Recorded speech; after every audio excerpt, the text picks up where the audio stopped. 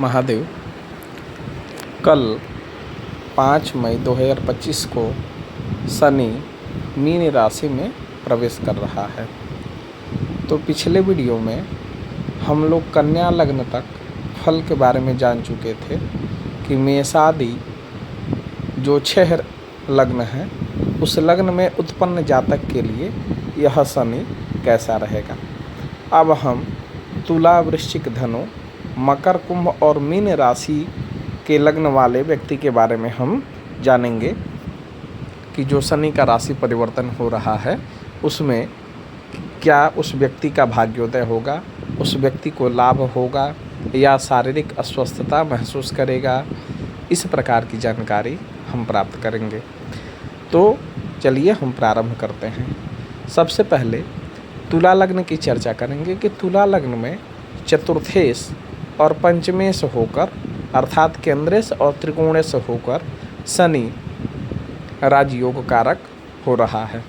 गोचरवश शनि लग्नवशात 6ठ भाव में मीन राशि का होगा, जो जातक के लिए सामान्य फल को प्रदान करने वाला होगा।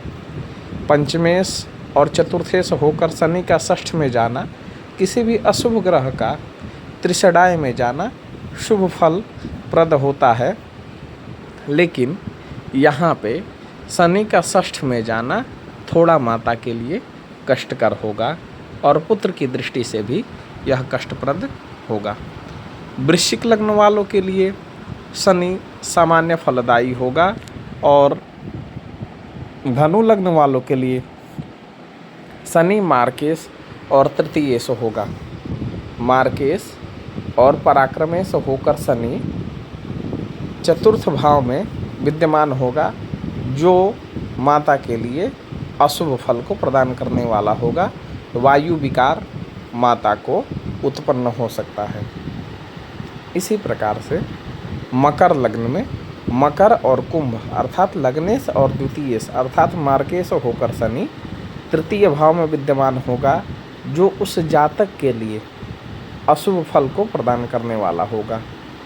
और कुंभ लग्न में शनि अशुभ फल को प्रदान करेगा, क्योंकि व्ययेश और लग्नेश होकर शनि गोचरवश मारक भाव में विद्यमान होगा। तो द्वितीय भावस्थ शनि उस जातक के लिए शुभ फल को देने वाला नहीं होगा। अब मीन लग्न में हम ये देखेंगे कि लाभेश और व्ययेश होकर शनि स्वयं लग्न में विद्यमान हो रहा है। तो यह भी मीन लग्न के जातक के लिए शुभ फलप्रद नहीं है। लाभ की दृष्टि से ठीक है, लेकिन बंधु बांधवों के लिए, पत्नी के लिए और कर्म क्षेत्र में यह बाधक हो सकता है। निष्कर्ष रूप में आप हनुमान जी की पूजा करें, शनिवार का व्रत करें और हनुमान जी को चोला, नारियल और सिंदूर तथा चमेली का तेल अर्पित करें। इससे आपको अवश्य ही लाभ प्राप्त होगा।